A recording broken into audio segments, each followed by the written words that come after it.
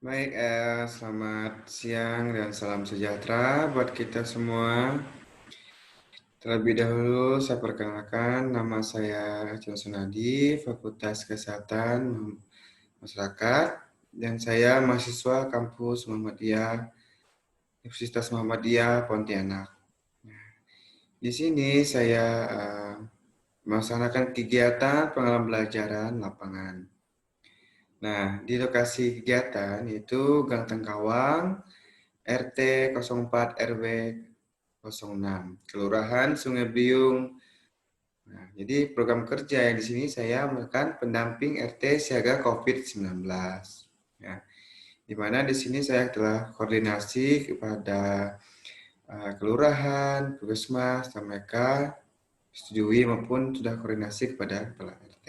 Nah, baik dari tema ini saya membahas mengenai tema desa kelurahan siaga COVID-19.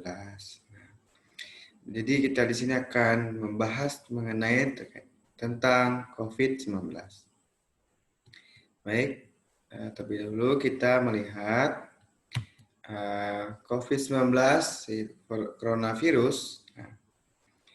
Coronavirus merupakan keluarga besar virus yang menyebabkan penyakit pada manusia dan hewan. Nah, pada manusia biasanya menyebabkan penyakit infeksi saluran pernapasan, mulai flu biasa hingga penyakit yang serius seperti Madelfast Story Syndrome, yang berarti dalam kurung itu singkat kata MERS, dan sindrom pernapasan akut berat atau Severe Acute Respiratory Syndrome yang disebut SARS. Nah, coronavirus jenis baru yang ditemukan pada manusia sejak kejadian luar biasa muncul di Wuhan atau Cina ya. Jadi coronavirus ini pertama munculnya itu terjadi pada kejadian luar biasa di Cina atau Wuhan ya. Pada 31 Desember tahun 2019.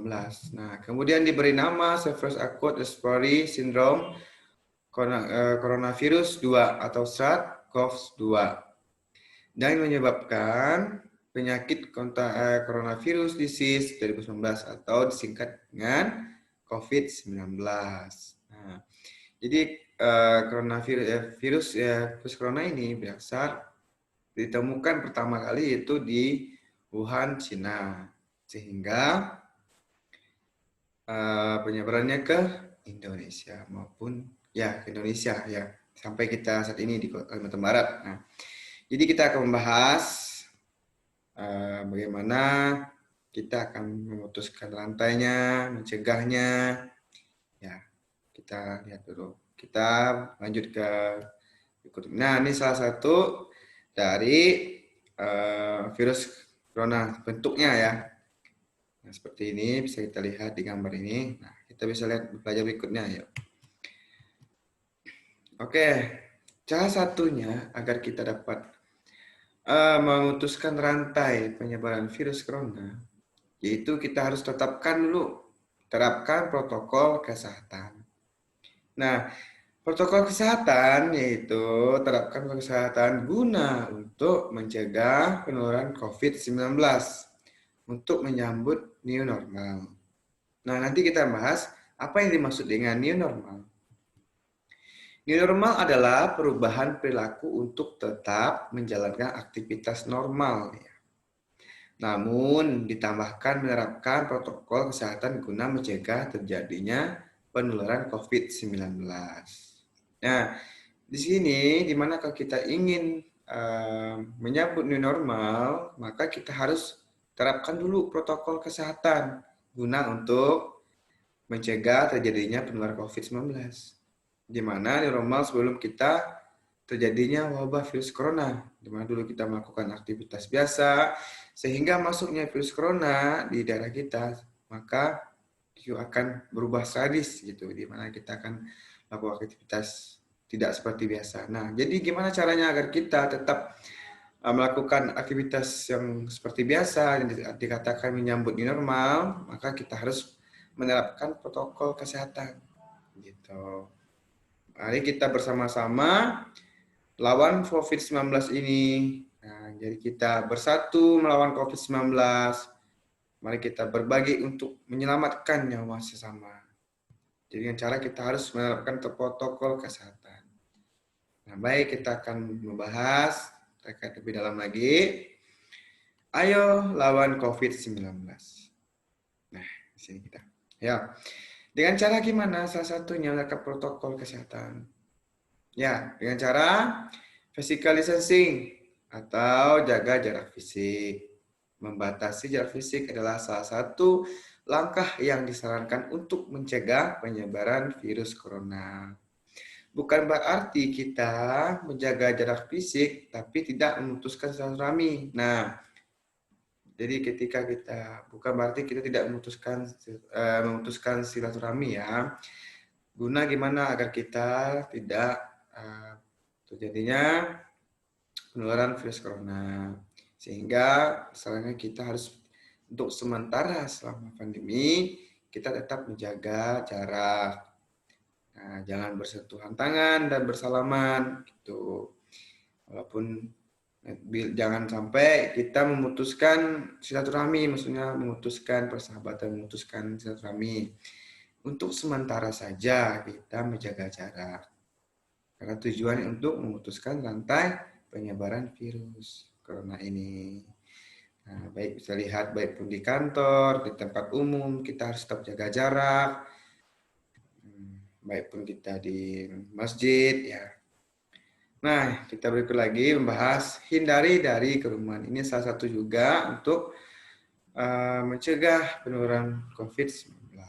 Dengan cara apa? Hindari dari kerumunan. Salah satu memutuskan rantai penularan COVID.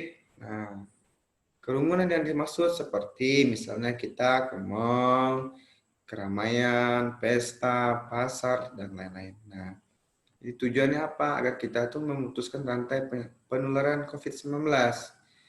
Nah, gitu ya.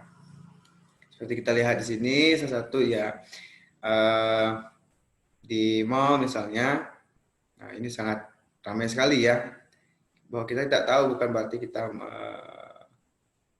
menyalahkan orang, bukan berarti kita curiga pada seseorang bahwa jangan-jangan dia ini kena virus ya, bukan. Tapi kita waspada saja. Dengan cara apa? Walaupun kita mendesak, misalnya ada keperluan yang sangat penting di luar, entah itu hal mendesak. Nah, bagaimana cara kita akan mengatasi di tempat namanya? Nanti kita akan bahas. Ya, ini biasa di kantor pos. Ya, yang gambar ketiga ini kita tahu lah ya, di mana yaitu tempat ini berada di Pasar Tengah. Nah, kita mulai berikutnya. Nah, ini salah satu gunakan masker. Yang saya bilang tadi bahwa di mana kita misalnya keperluan misalnya mendesak di tempat hal yang ramai misalnya ada keperluan entah pokok kah segala macam. Nah, jadi di situ kita harus salah satunya kita menjaga jarak pertama, tapi dalam kondisi ramai kita tidak mungkin untuk orang kita menyuruh orang untuk menjaga jarak gitu. Kan tidak mungkin. Nah, setidaknya kita harus menjaga jarak dari kita sendiri. Dan kedua, kita harus menggunakan masker. Nah, kita akan bahas gimana cara menggunakan masker. Oke, gunakan masker ketika di dalam rumah saat bersama keluarga. Nah, bukan berarti kita saat keluar rumah, saat berada di tempat ramai, kita menggunakan masker. Tapi di saat bersama keluarga di dalam rumah, kita harus wajib menggunakan masker. Nah, tujuannya apa? Agar kita tidak misalnya ada gejala atau bukan berarti itu salah satu gejala virus atau tidak. Maksudnya kita agar kita sayangi keluarga kita, misalnya kita berada di luar, misalnya datang selesai di luar, pulang ke rumah, nah kita tidak tahu ya. Setidaknya kita harus menjaga keluarga kita yang selalu di rumah. Dengan cara kita harus jaga jarak, menggunakan masker, bukan berarti kita menyombongkan diri karena ada virus corona, bukan. Tapi kita peduli sesama keluarga kita, gitu. Kita bisa lihat di gambar seperti ini, jaga jarak, menggunakan masker walaupun bersama keluarga. Dan kedua, gunakan masker ketika bepergian, berada di luar rumah dan di tempat kerja.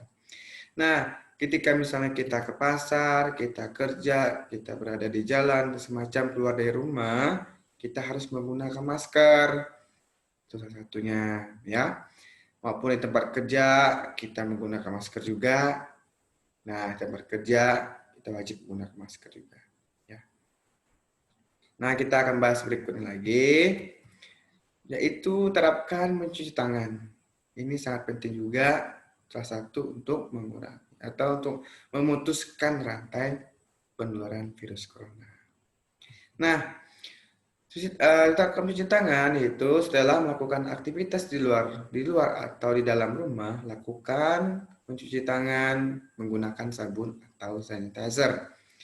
Yang dimaksud dengan cuci tangan itu jangan hanya kita mencuci tangan tidak menggunakan sabun atau tidak menggunakan sanitizer. Nah, kita harus mencuci tangan menggunakan sabun atau sanitizer. Gitu ya.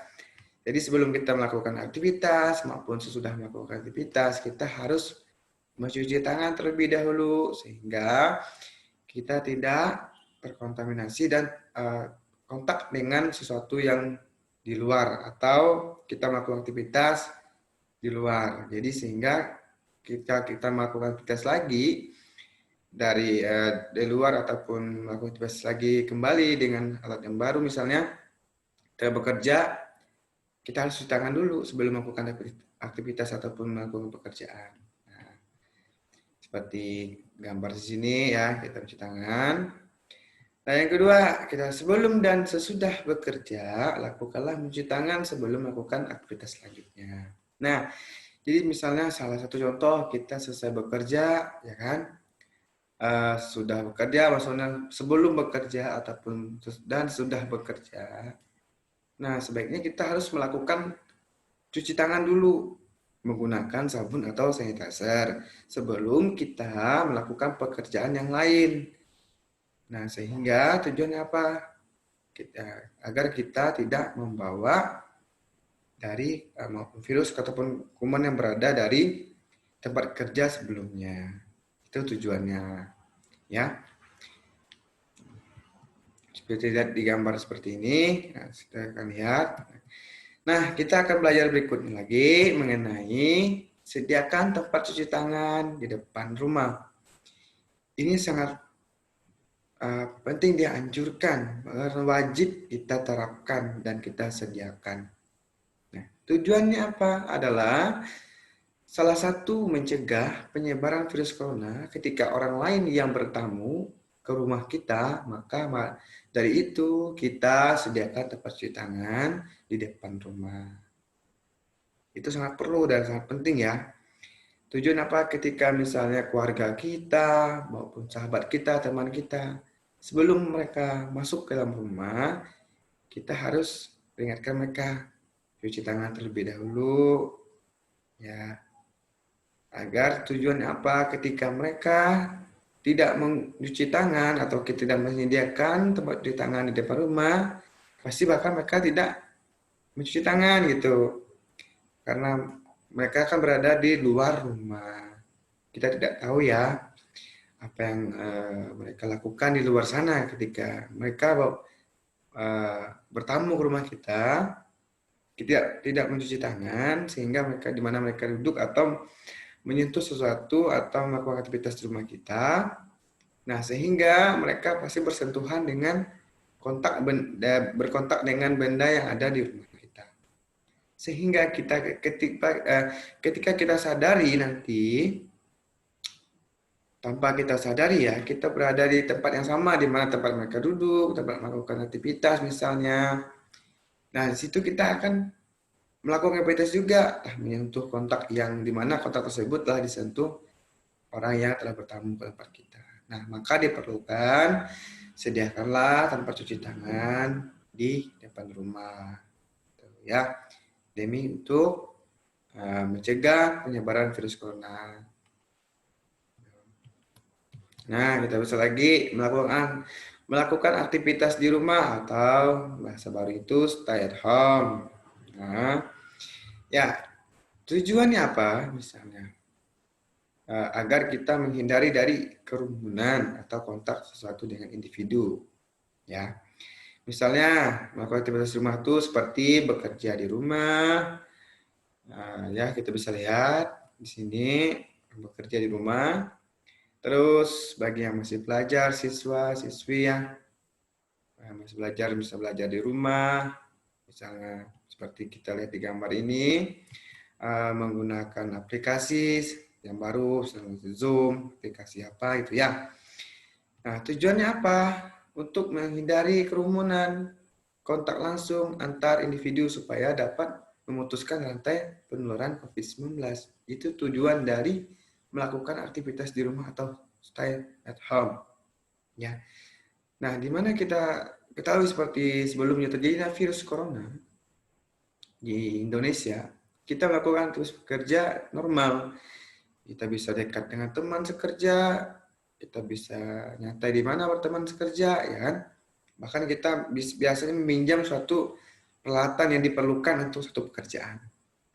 Nah, dan misalnya contoh kita di belajar atau siswa ya, mahasiswa maupun pelajar, di mana mereka selesai di tempat ruangan kelas misalnya bermain, maupun di luar kelas, maupun di kantin. Nah, itu tujuan kenapa pemerintah melakukan menerapkan mengesarankan untuk melakukan aktivitas di rumah atau stay at home agar kita tidak menghindari ya, agar kita menghindari kerumunan atau kontak langsung antar individu supaya kita dapat memutuskan rantai penularan COVID-19. Itu tujuan dari melakukan aktivitas di rumah atau stay home. Nah, kita akan bahas lagi berikutnya terkait dengan perilaku hidup bersih dan sehat. Ini sangat penting juga dalam kehidupan kita sehari-hari, baik individu maupun keluarga. Ya, adalah meningkatkan kesadaran masyarakat untuk mau menjalankan hidup bersih dan sehat.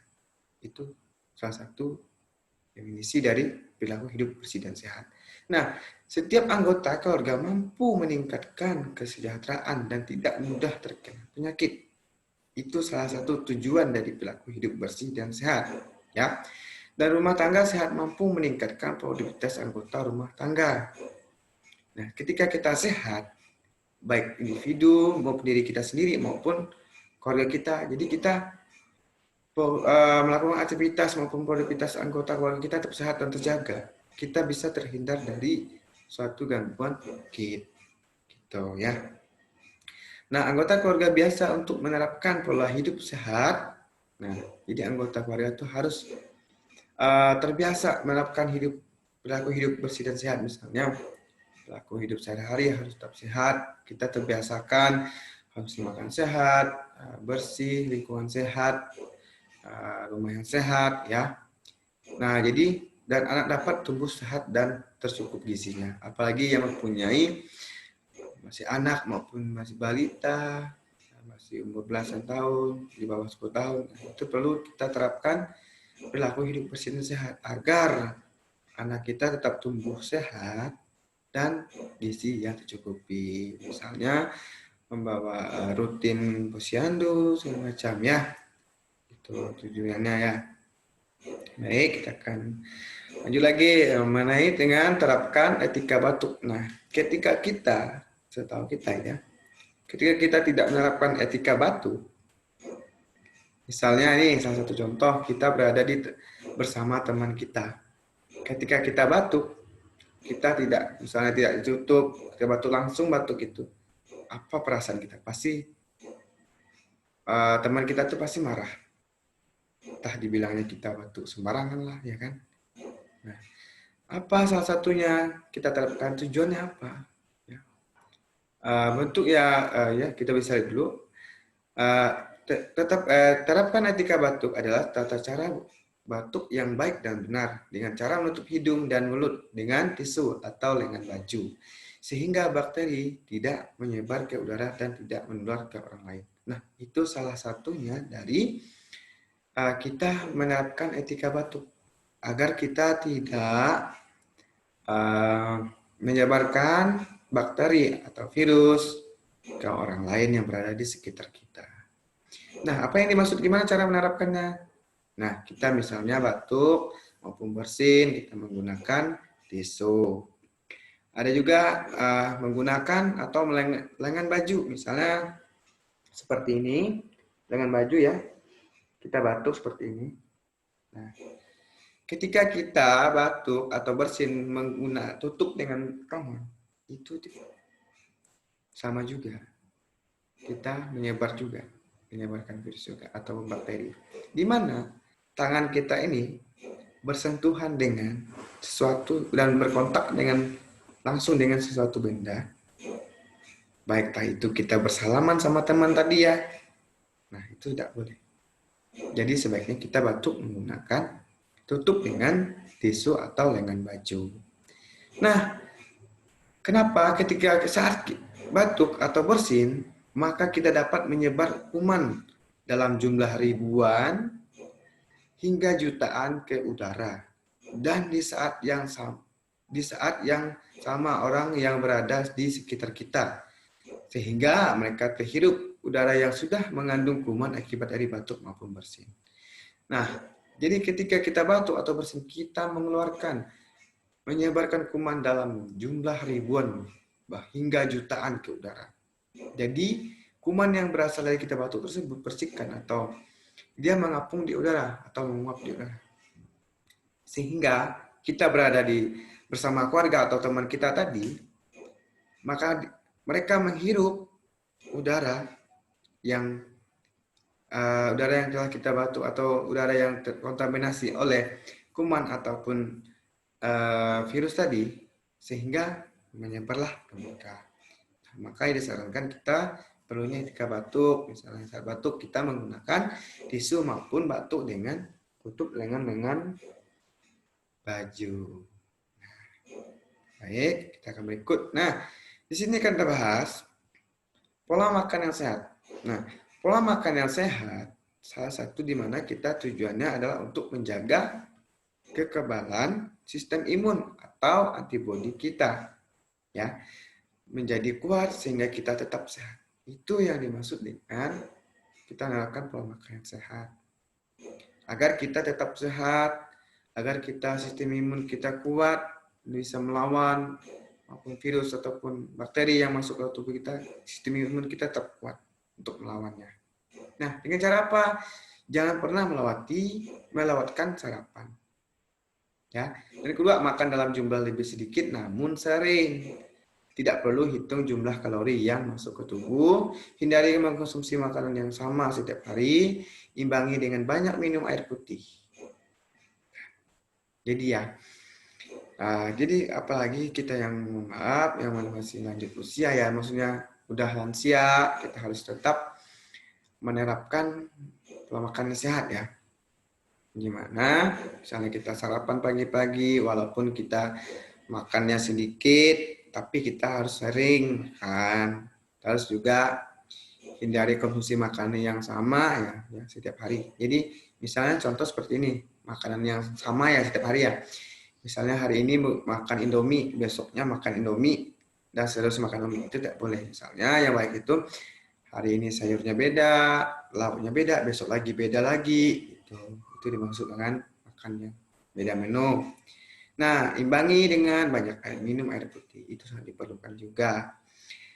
Apalagi kita umur lansia misalnya, kita harus tetap jaga pola makan yang sehat, karena sistem imun kita itu semakin berlanjut usia, maka semakin lemah kekebalan tubuh kita.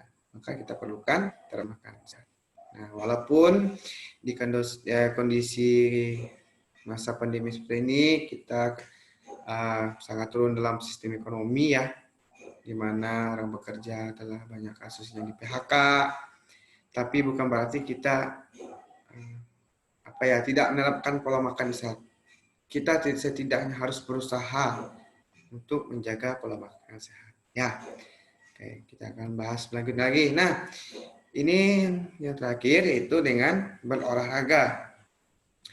Berolahraga di masa pandemi ini bukan berarti kita berolahraga di mana kita berolahraga seperti masa yang normal ya. Maksud dikatakan olahraga stay at home atau di rumah saja, itu kita melakukan olahraga yang ringan. Misalnya kita melakukan habis tidur ataupun sore peregangan, ataupun kita hidupkan musik, zumba ya kan. Kalau masih zaman ibu-ibu kan zumba ya, lagi trennya sekarang ya. Maupun bapak-bapak juga bisa. Nah, jadi misalnya kalau kita pengen olahraga di luar di masa pandemi, kita harus terapkan juga protokol, misalnya menggunakan masker, eh, jangan dekat-dekat bersama orang lain juga berolahraga gitu. Misalnya kita berolahraga di suatu tempat ataupun gym, misalnya kita harus membawa sanitizer untuk selesai kita melakukan olahraga, kita cuci tangan, walaupun kita harus menggunakan masker dan hindari juga dari kerumunan, itu salah satunya. Ya, jadi kita jangan sampai di masa pandemi kita tidak melakukan aktivitas olahraga. Bisa-bisa nanti berbahaya di mana new normal kita akan timbulnya masalah kesehatan yang baru. Misalnya seperti apa? Salah satunya gemuk layah. Nah, itu bahaya juga. Nah, sebaiknya kita melakukan aktivitas olahraga ringan di rumah, baik itu pagi maupun itu sore ya. Setidaknya kita harus melakukan selama satu hari itu melakukan aktivitas olahraga yang ringan. Nah, baik. Jadi sekian dari pemaparan maupun materi dari saya.